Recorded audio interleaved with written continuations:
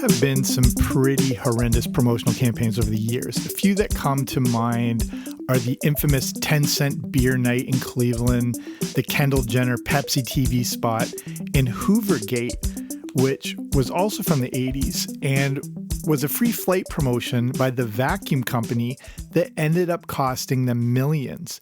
And speaking of air travel and the 80s, does American Airlines take the cake for the worst marketing promotion ever with their AirPass, spelt capital A, IRPASS, and it's not a typo, it is AirPass. This is a look back at how free first-class flights for life became a nightmare for the airline and how just a few people cost them millions per year. So welcome to the Everything 80s podcast. I'm Jamie. Thanks for coming on out today. If you're brand new here, you guessed it, we talk about the 80s, but it's a bit of everything, not just the music and the movies and the TV shows and the cartoons. I like these, random marketing stories from the decade that ended in disaster. And the AirPass is one of the more interesting things I've learned about this year. It's a ridiculous story and pretty fascinating at the same time. So we'll get right into it. Before we start, if you haven't already, go ahead and subscribe wherever you find your podcasts. All the cool kids are doing it. Okay, let's get right to it.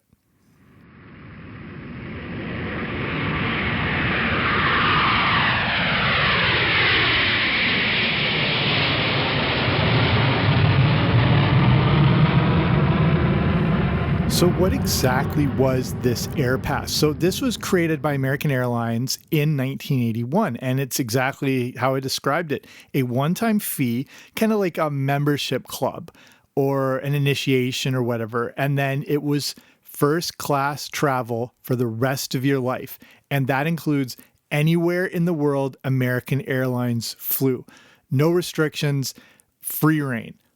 So as meant, this is a membership program. And of course, it's not cheap. If it's unlimited first class flights, it costs $250,000. If you convert that for today, we're getting past the $500,000 territory here. But again, that meant you could head off wherever you wanted in the world, anytime you wanted, and as often as you wished. There was also the option to buy an add-on companion cost for another $150,000. So, that could be used for anyone. It wasn't restricted. This is one of the big mistakes here. It wasn't restricted to say just your spouse or just your one child. It was like an open-ended ticket. So, and also for some reason, you still got frequent flyer miles when you booked the flights.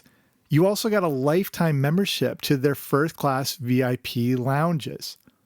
So the important thing to look here is, why was this created? And this is an interesting aviation kind of history lesson, especially if you grew up in the 70s and 80s and whether you did a little bit of traveling or not, or were aware of this whole thing. So I've shared this a lot on the show. Like, I grew up between Canada and England. My mom is English. I have dual citizenship. So we grew up on planes going back and forth, like at least once or twice a year since I was a baby, essentially. So I knew what air travel was like in the early 80s, and the state of the industry was kind of interesting. So let's take a look at this.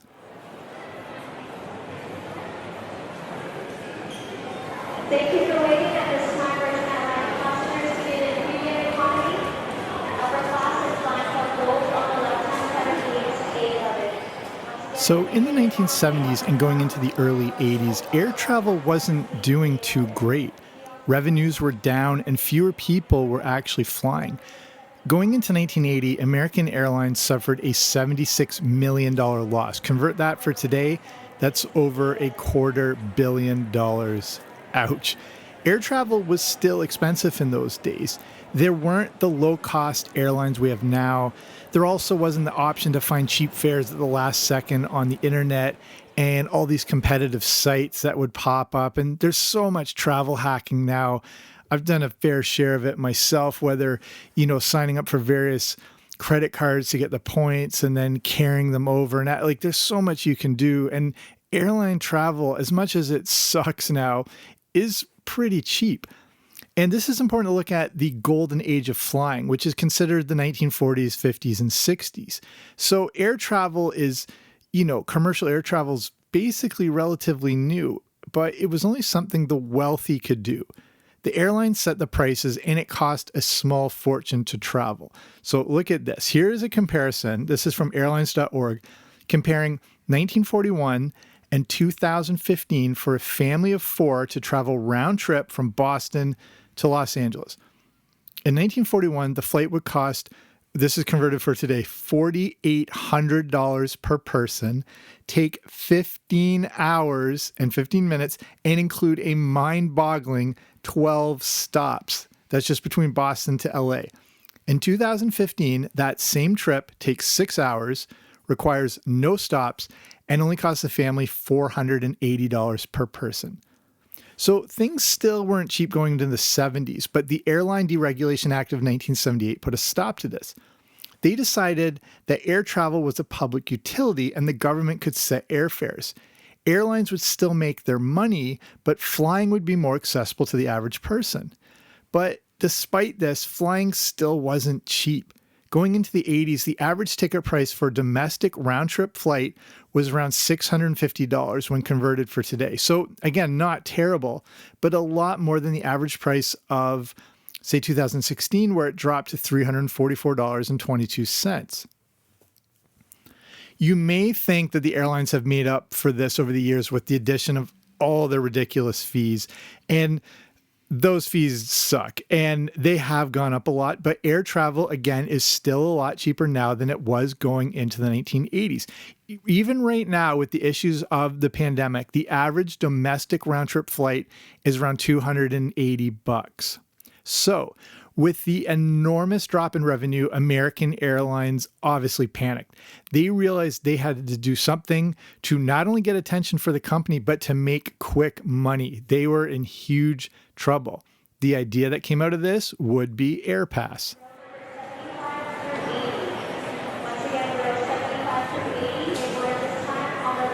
So who went for this promotion? The plan was to target the super wealthy. Instead of doing a fare discount, which is what all airlines do to meet fourth or different quarterly revenues, or they're in trouble or whatnot. So instead of doing that just simple fare discount for tens of thousands of people, a smaller group willing to pay a premium price could actually make the company more money. American Airlines would target high-end businesses and the business people who they knew flew constantly. They marketed AirPass as paying for itself in as soon as a year. And a few very well-known people got on board at the start, including baseball legend Willie Mays and Mark Cuban. When the AirPass first launched in 1981, only 28 people signed up, but that was still part of the plan. These people paying a higher premium price were going to make them more than thousands of people saving like $50 on a flight. Just these 28 people made American Airlines around $10 million. This is because many took the companion add-on. But then American Airlines realized, since 28 people doesn't sound like a lot, but again, this is the plan, this lower number, the higher premium price. They realized then that since people had jumped at it so quickly, maybe they actually undercharged for it. Years later, and we'll cover this in a bit, the cost would go up to $600,000. In 1993, it went up to over $1 million. So everything seemed great. The initial launch went well. Again, despite it sounding like a small amount, this was the plan and it worked. And there was hope that they would slowly add these new, super wealthy users over the coming years. But a handful of those early users would end up becoming a nightmare for the company. So let's take a look at a few of those users and the issues of taking advantage or not. So there were rules in place with the AirPass, but clearly not enough. Two specific individuals would create havoc for American Airlines. Their names were Steve Rothstein and the greatest name ever, Jacques Vroom. To say they took advantage of the unlimited flights was an understatement. They estimated that each of them had traveled over 30 million miles on the AirPass. Both had also purchased the companion add-on. Vroom used the AirPass like it was a city bus. He would fly to other cities to pick up family members just to come babysit. One time, he needed 2 tires for his motorcycle. He had trouble tracking them down, and eventually the specific ones he wanted came from London, England. He finally found the exact pair and the right price and the whole deal, but the shipping costs were through the roof. So he just flew over to pick them up himself, and he used the companion pass seat for the tires. Rothstein says he flew to London 500 or 600 times. Sometimes he would go over just to buy shampoo. He would also fly strangers with him just for the hell of it. Or he would say fly to LA, pick up a friend, and take a trip to Paris just to visit the Louvre for the afternoon. There's a ton of these stories out there of the stuff these guys did. Not just them, but a bunch of others. These two were like the most famous for it. Rothstein also estimated that he flew from Chicago to New York over 1,000 times. He flew from Chicago to LA and Chicago to San Francisco at least 500 times. There were also, again, at least 80 trips to both Paris and Sydney. American realized that Rothstein and Vroom were costing them $1 million each a year. So once again, American Airlines panics and they cancel the AirPass. More, they cancel it for a select few. And this is, of course, where it gets messy. American was losing too much on the AirPass and specifically needed to cancel Rothstein and Vroom's memberships. They put together what they called a revenue integrity team that was tasked with canceling the memberships and, exposing the things they did and saying they're taking advantage enough that they had grounds to cancel the pass. But like I said, it wasn't just Rothstein and Vroom causing problems. Many others were booking flights like they were hailing a cab, and first class flights, mind you. Members realized they could book multiple flights over several days in case their plans change. They may book 5 flights, then end up only taking one of them. They could spread it out, if these were trips for business or pleasure or whatnot. And they, were going to make their mind up. Did they want to get in the night before? If they were on a business trip, did they want to get in the day of? They would just book both options and take what they decide at the last minute. Other people may book a trip to, say, Sydney, Rome, and Tokyo, then decide at the last minute which trip they wanted to take. And this was happening a bunch, not just with Rothstein and Vroom. It became this sort of roulette style vacationing people would do. They would book 5 round trip first class tickets, then just kind of, sometimes pick a number and go where that one went. Or they decided they felt more like Italian food, so they would take the trip to Rome, cancel the Sydney and the Tokyo trip. So now those other unused first class seats would remain empty without American getting the chance to sell them to someone else. And all the members were racking up frequent flyer miles for even more trips for friends and family. Rothstein is said to have racked up over 40 million frequent flyer miles, all of which he gave away. But they get a lot of bad publicity here for the stuff that these guys did. But the two of them did a lot of good with the AirPass too. They're actually, very generous people. There is an article written by Rothstein's daughter that was published in The Guardian. And she told a whole bunch of stories of all the generous things he did. It was pretty amazing. One example was he was in India one time and he saw an American Airlines employee crying. So, he knew everything about American. He knew a lot of, the gate people and the security and the tellers and the whole deal. So he goes up to her and finds out she's going to lose her job if she didn't get to Toronto. So Rothstein just took her there. He just took her with his add-on pass, flew her from India to Toronto and then back. Vroom specifically would take people suffering from HIV so they could go see their families, during this era in the 80s where, of course, the big stigma and problems attached to HIV. And he had no problem with it where, sometimes airlines might be refusing these people to, fly with them, or people didn't want to necessarily be around them and it was harder for them to get transportation. And people like Vroom were like, no, and he would fly them wherever they wanted to go to see their families. But the problem here is this is where American, kind of finds some wiggle room. They saw the abuse of the companion pass as justification to cancel their memberships because both of them were actually making money off it at the same time. They were doing a lot of good and stuff like that, but they were also, selling the companion pass for, various seats and tickets. In their defense, the original policy the two signed up for mentioned nothing about not selling the pass. So this is, where it gets into that messy legal area. So looking into the messy legalities, and according to the original contracts, no rules had been broken, but Americans still canceled their AirPass memberships. Then the lawsuits come flying out, and the lawsuits went both ways between these guys and American, and then between American and these guys. When something is so open-ended like this, when you say the words unlimited, it gets into a mess. So the parent company for American Airlines would end up filing for bankruptcy. So now this has left the lawsuits out in limbo, but the passes remain canceled. Ultimately, American Airlines didn't honor their agreement. And this is exactly like the Simpsons episode where Homer gets cut off at the all-you-can-eat fish restaurant. Kind of falls into those legalities. And then the problem is, as the stories come out, American faced public ridicule and even backlash. They looked foolish for creating a program like this in the first place. And then not only did this seem ridiculous, they weren't even honoring the program they created.